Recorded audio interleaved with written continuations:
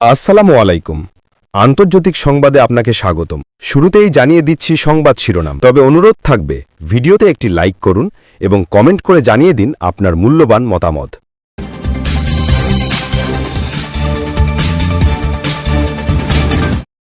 পাকিস্তান আফগানিস্তানকে বিভেদ কমিয়ে ঐক্যের ডাক ইরানের।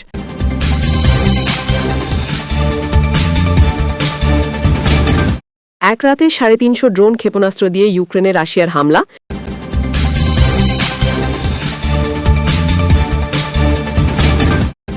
গাজায় যুদ্ধবিরতির মধ্যেই ড্রোন হামলা ও গুলি ইসরায়েলের।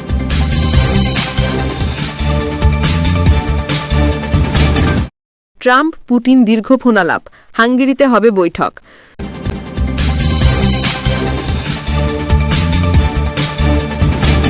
গাজায় ঢুকছে ৬০০ ত্রাণবাহী ট্রাক।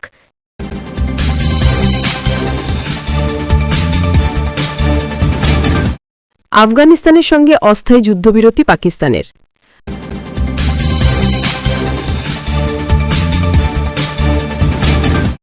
এবার বিস্তারিত খবর। পাকিস্তান আফগানিস্তানকে বিভেদ কমিয়ে ঐক্যের ডাক ইরানের। পাকিস্তান ও আফগানিস্তানের সীমান্তে রক্তক্ষয়ী সংঘর্ষের পর ৪৮ ঘণ্টার যুদ্ধবিরতি চুক্তিকে স্বাগত জানিয়ে মুসলিম দেশগুলোর মধ্যে ঐক্য সংলাপের আহ্বান জানিয়েছেন ইরানের প্রেসিডেন্ট মাসুদ পেজেশকিয়ান। এক প্রতিবেদনে এ খবর দিয়েছে মেহর নিউজ। বুধবার এক আলোচনা সভায় পেজেশকিয়ান বলেন, মুসলিম জাতিগুলোর মধ্যে বিভেদ সৃষ্টি করে তাদের দুর্বল করাই শত্রুদের স্থায়ী কৌশল।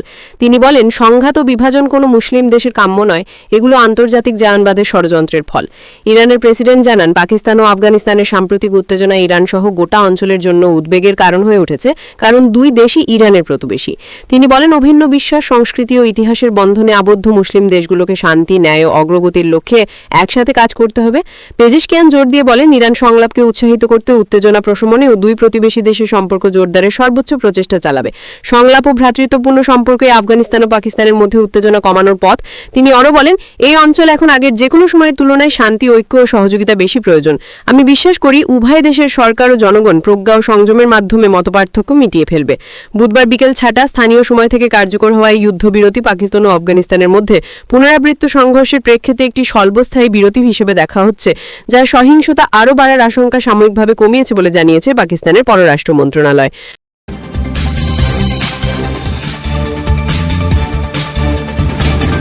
এক রাতে ৩৫০ ড্রোন ক্ষেপণাস্ত্র দিয়ে ইউক্রেনে রাশিয়ার হামলা। ইউক্রেন জুড়ে একযোগে ড্রোন ও ক্ষেপণাস্ত্র হামলা চালিয়েছে রাশিয়া। বুধবার রাতভর চলা এ হামলায় ৩০০টির বেশি ড্রোন ও ৩৭টি ক্ষেপণাস্ত্র ব্যবহার করা হয় বলে জানিয়েছেন ইউক্রেনের প্রেসিডেন্ট ভলোদিমির জেলেনস্কি। জেলেনস্কি বলেন, রাশিয়া মধ্য অঞ্চলের ভিন্নিৎসিয়া ও পোলতাভা অঞ্চলে বল আতারে হামলা চালিয়েছে। একই সঙ্গে উত্তরাঞ্চলের সুমি ও খার্কিভ এলাকাও ছিল হামলার লক্ষ্যবস্তু। ইউক্রেনের বিমান বাহিনী জানায়, রাশিয়ার ছোড়া ৩৭টি ড্রোন ও ১৪টি ক্ষেপণাস্ত্র লক্ষ্যবস্তুতে আঘাত হানে, তবে তারা ২৮৩টি ড্রোন ও ৫টি ক্ষেপণাস্ত্র ভূপাতিত করতে সক্ষম হয়েছে। গত ৩.৫ বছরের বেশি সময় ধরে চলা রাশিয়া ইউক্রেন যুদ্ধের মধ্যে শীত মৌসুমে বিদ্যুৎ ও জ্বালানি অবকাঠামোর উপর এমন হামলা চালানো মস্কোর নিয়মিত কৌশলে পরিণত হয়েছে। ইউক্রেনের রাষ্ট্রায়ত্ত গ্যাস উৎপাদনকারী প্রতিষ্ঠান নাফথোগ্যাসের প্রধান নির্বাহী সের্গি কোরেৎস্কি বলেন, শুধু চলতি মাসেই গ্যাস অবকাঠামোতে ৬টি বড় হামলা হয়েছে, যা দেশের গ্যাস উৎপাদনে বড় প্রভাব ফেলেছে।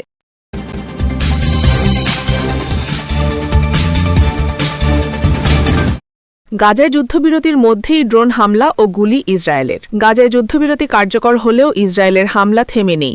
এসব হামলায় প্রতিদিনই প্রাণ যাচ্ছে ফিলিস্তিনিদের। সেই সঙ্গে মিশরের সঙ্গে গাজার সীমান্তের রাফা ক্রসিং বন্ধ করে উপত্যকায় ত্রাণ সরবরাহ সীমিত করেছে ইসরায়েলের সামরিক বাহিনী আইডিএফ। তারা জিম্মিদের মরদেহ ফেরত দেওয়ার জন্য চাপ দিচ্ছে। হামাস বলেছে, তাদের কাছে থাকা সব মরদেহ ফেরত পাঠানো হয়েছে। বাকিরা ধ্বংসস্তূপের নিচে চাপা পড়ায় খুঁজে বের করে ফেরত পাঠানো হবে। গাজায় ভবনের ধ্বংসস্তূপে ১০,০০০-এর বেশি ফিলিস্তিনি চাপা পড়ে আছেন, যাদের কোনো খোঁজ মিলছে না। এই অবস্থায় হামাস ইসরায়েলের কাছে মরদেহ ফেরত দেওয়ার জন্য সময় চেয়েছে। বৃহস্পতিবার দ্য গার্ডিয়ান অনলাইন জানায়, হামাস বলেছে, ধ্বংসাবশেষ থেকে বাকিদের উদ্ধারের জন্য প্রয়োজনীয় বিশেষজ্ঞ ও উদ্ধার সরঞ্জাম ছাড়া তারা মৃত ইসরায়েলি জিম্মিদের আর কোনো দেহাবশেষ ফেরত দিতে পারবে না। এ বক্তব্যের পর শর্ত ভাঙার অভিযোগ তুলে গাজায় আবারও হামলা শুরু করার হুমকি দিয়েছে ইসরায়েল। এর আগে ফিলিস্তিনের সশস্ত্র সংগঠনটির এক নেতা বলেন, ইসরায়েলের গণহত্যামূলক হামলা ও ব্যাপক ধ্বংসযজ্ঞের কারণে মরদেহ পাওয়া কঠিন হয়ে পড়েছে। আল জাজিরা জানায়, গতকাল দক্ষিণ গাজার খান ইউনিসের বানি সোহেলা এলাকায় ইসরায়েল ড্রোন হামলা চালায়। এতে অন্তত একজন নিহত হয়েছেন, আহত হয়েছেন আরও দুজন। এছাড়া মধ্য গাজার বুরেইদ শরণার্থী শিবিরে ইসরায়েলের সামরিক বাহিনীর গুলিতে আরও একজন নিহত হন। গাজা সিটির এক বাসিন্দা দুদিন আগে আইডিএফের গুলিতে আহত হয়েছিলেন, গতকাল তিনি মারা গেছেন। মার্কিন প্রেসিডেন্ট ডোনাল্ড ট্রাম্প গত বুধবার বলেছেন, যদি হামাস শান্তি চুক্তি মানতে না চায় তিনি ইসরায়েলকে গাজায় আবার অভিযান চালানোর অনুমতি দিতে পারেন। সিএনএনকে তিনি বলেন, আমি বললেই ইসরায়েলি সেনারা আবার সড়কে নামবেন। ট্রাম্প এক সংক্ষিপ্ত ফোনালাপে বলেন, হামাসের কারণে যে সমস্যা তৈরি হয়েছে তার দ্রুত সমাধান হবে। সিএনএনের সঙ্গে ট্রাম্পের আলাপের পর জ্যেষ্ঠ দুই মার্কিন উপদেষ্টা বলেন, যুক্তরাষ্ট্র মনে করে না যে হামাস মৃত জিম্মিদের সবার দেহ না দিয়ে চুক্তির শর্ত ভাঙছে। তারা বলেন, যুক্তরাষ্ট্র তৃতীয় পক্ষের মধ্যস্থতার মাধ্যমে হামাসের কাছ থেকে নিশ্চয়তা পেয়েছে অবশিষ্ট মরদেহ উদ্ধার ও ফেরত দেওয়ার সব চেষ্টা করা হবে। মধ্যস্থতাকারীদের মাধ্যমে গোয়েন্দা তথ্য ও লজিস্টিক সহায়তা দিয়ে যুক্তরাষ্ট্র ওই মরদেহগুলো খুঁজছে। অনেক ক্ষেত্রে মরদেহ ভবন বা স্থাপনার ধ্বংসাবশেষের নিচে থাকতে পারে। যুদ্ধবিরতি শর্ত হিসেবে চলতি সপ্তাহের শুরুতেই ২০ জিম্মিকে মুক্ত করে হামাস। পরে ২ দফায় ৪ ও ৩টি মরদেহ হস্তান্তর করা হয়।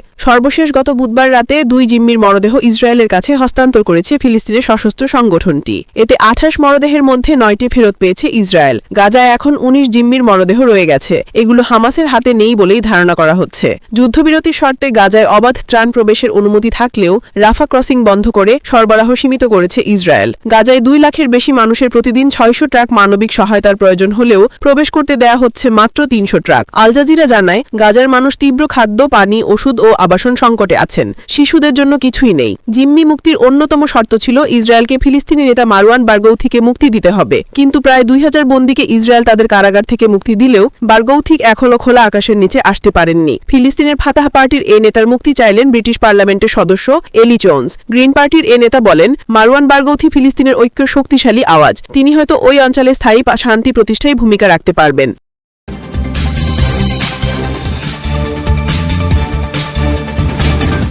ট্রাম্প পুতিন দীর্ঘ ফোনালাপ, হাঙ্গেরিতে হবে বৈঠক। যুক্তরাষ্ট্রের প্রেসিডেন্ট ডোনাল্ড ট্রাম্প রাশিয়ার প্রেসিডেন্ট ভ্লাদিমির পুতিনের সঙ্গে ফোনে কথা বলেছেন। বৃহস্পতিবার দুই নেতার মধ্যে দীর্ঘ ফোনালাপ হয়। এতে বড় ধরনের অগ্রগতি হয়েছে দাবি করে হাঙ্গেরির রাজধানী বুদাপেস্টে পুতিনের সঙ্গে বৈঠকে বসবেন বলে জানিয়েছেন ট্রাম্প। তবে বৈঠকের বিষয়ে নির্দিষ্ট দিনক্ষণ জানাননি তিনি। শুক্রবার ট্রাম্পের সঙ্গে বৈঠক করতে হোয়াইট হাউসে যাওয়ার কথা ইউক্রেনের প্রেসিডেন্ট ভলোদিমির জেলেনস্কির। এতে যুক্তরাষ্ট্রের তৈরি টমাহক ক্ষেপণাস্ত্র সরবরাহে ট্রাম্পকে রাজি করানোর চেষ্টা করতে পারেন তিনি। এই বৈঠকের ঠিক একদিন আগে পুতিনের সঙ্গে বৈঠকে বসার ঘোষণা দিলেন ট্রাম্প।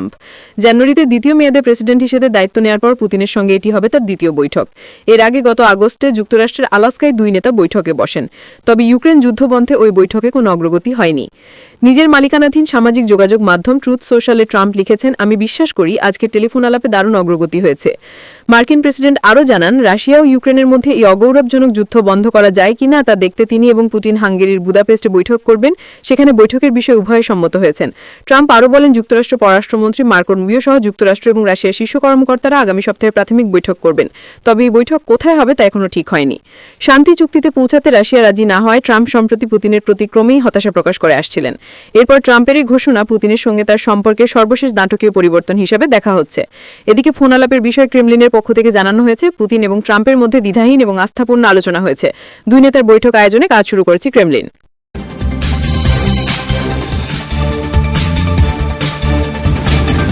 গাজায় ঢুকছে ৬০০ ত্রাণবাহী ট্রাক।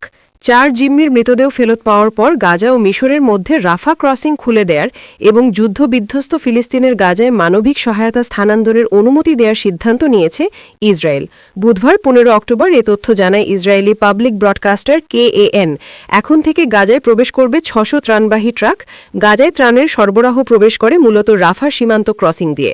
যুক্তরাষ্ট্রের প্রেসিডেন্ট ডোনাল্ড ট্রাম্পের প্রস্তাবে ইসরায়েল ও হামাস সম্মতি জানানোর পর ১০ অক্টোবর থেকে যুদ্ধবিরতি শুরু হয় গাজায়। যুদ্ধবিরতির পর প্রথম ৩ দিনের প্রতিদিন রাফা সীমান্ত ক্রসিং দিয়ে ৩০০ ত্রাণবাহী ট্রাক প্রবেশ করেছে। ইসরায়েলের কর্মকর্তারা জানিয়েছেন, হামাস যদি চুক্তির শর্তভঙ্গ না করে তাহলে প্রতিদিন গাজায় ৬০০ ত্রাণবাহী ট্রাক প্রবেশ করবে। উল্লেখ্য, ২০২৩ সালের ৮ অক্টোবর ইসরায়েলি বাহিনীর অভিযান শুরুর আগে থেকেই দারিদ্র্যপীড়িত গাজার মোট জনসংখ্যার ১/৩ সরাসরি খাদ্য ও ত্রাণ সহায়তার উপর নির্ভরশীল ছিল। আইডিএফের অভিযান শুরুর পর রীতিমতো শোচনীয় পর্যায়ে পৌঁছায় গাজার অবস্থা। অভিযানের গত ২ বছরে শুধুমাত্র ক্ষুধা ও অপুষ্টিজনিত কারণে গাজায় প্রায় ৫০০ মানুষের মৃত্যু হয়েছে। মৃতদের অধিকাংশই শিশু। আন্তর্জাতিক বাহিনী পাঠানোর পরিকল্পনা যুক্তরাষ্ট্রের। ফিলিস্তিনের গাজা ভূখণ্ডে আন্তর্জাতিক বাহিনী পাঠানোর পরিকল্পনা করছে যুক্তরাষ্ট্র। উপত্যকাটির নিরাপত্তা পরিস্থিতি স্থিতিশীল করতে ইতোমধ্যেই এই বাহিনী গঠনের পরিকল্পনা শুরু হয়েছে বলেও জানিয়েছেন দেশটির দুই জ্যেষ্ঠ উপদেষ্টা। মূলত মার্কিন প্রেসিডেন্ট ডোনাল্ড ট্রাম্পের গাজা পরিকল্পনার অংশ হিসেবে যুক্তরাষ্ট্র এই উদ্যোগে সহায়তা দেবে। যুক্তরাষ্ট্রের ওই দুই জ্যেষ্ঠ উপদেষ্টা বুধবার এক ব্রিফিংয়ে জানান, প্রেসিডেন্ট ডোনাল্ড ট্রাম্পের ঘোষিত ২০ দফা গাজা পরিকল্পনার অন্যতম প্রধান শর্ত ছিল যুক্তরাষ্ট্রের সমর্থন নিয়ে একটি স্থিতিশীলতা রক্ষাকারী বাহিনী গঠন। এই বাহিনীকে সহায়তা দিতে যুক্তরাষ্ট্র সর্বোচ্চ ২০০ সেনা মোতায়েনের সম্মতি দিয়েছে, তবে তারা সরাসরি গাজায় প্রবেশ করবে না। মার্কিন ওই দুই উপদেষ্টা জানান, গাজা উপত্যকায় এখনও ইসরায়েলি বাহিনী ও হামাস যোদ্ধাদের মধ্যে উত্তেজনা চরমে রয়েছে। এক উপদেষ্টা বলেছেন, আমরা এখন মূলত পরিস্থিতিকে স্থিতিশীল করার দিকে মনোযোগ দিচ্ছি। আন্তর্জাতিক স্থিতিশীলতা বাহিনী গঠনের কাজ শুরু হয়েছে। তিনি আরও জানান, এই বাহিনীতে অবদান রাখার বিষয়ে যুক্তরাষ্ট্র, ইন্দোনেশিয়া, সংযুক্ত আরব আমিরাত, মিশর, কাতার ও আজারবাইজানের সঙ্গে আলোচনা করছে। উপদেষ্টারা জানান, বর্তমানে প্রায় ২ ডজন মার্কিন সেনা ওই অঞ্চলে অবস্থান করছে এবং তারা মূলত সমন্বয় ও তদারকির দায়িত্বে আছেন। ৯০০ টন খাদ্য নিয়ে যাচ্ছে তুরস্কের জাহাজ। যুদ্ধবিধ্বস্ত গাজা উপত্যকার বাসিন্দাদের জন্য ৯০০ টন খাদ্য নিয়ে তুরস্কের একটি বিশাল জাহাজ মিশরের উদ্দেশ্যে রওনা দিয়েছে। গত মঙ্গলবার জাহাজটি দেশটির দক্ষিণ মার্সিন আন্তর্জাতিক বন্দর থেকে মিশরের আল আরিস বন্দরের উদ্দেশ্যে ছেড়ে যায়। তুরস্কের বিপর্যয় ও জরুরি ব্যবস্থাপনা কর্তৃপক্ষ এই ত্রাণ পাঠানোর ব্যবস্থা করেছে। তাদের সহায়তা করছে মিশরীয় রেড ক্রিসেন্ট এবং ১৭টি এনজিও। এই ৯০০ টন খাবার মিশর হয়ে গাজা ইসরায়েলের কারিম আবু সালেম ক্রসিং দিয়ে গাজায় প্রবেশ করবে। এবারের জাহাজে করে নেওয়া হয়েছে রেডি টু ইট খাবার, কৌটাজাত খাবার এবং শিশুর ফর্মুলা। সূত্র বিবিসি, রয়টার্স, টিআরটি।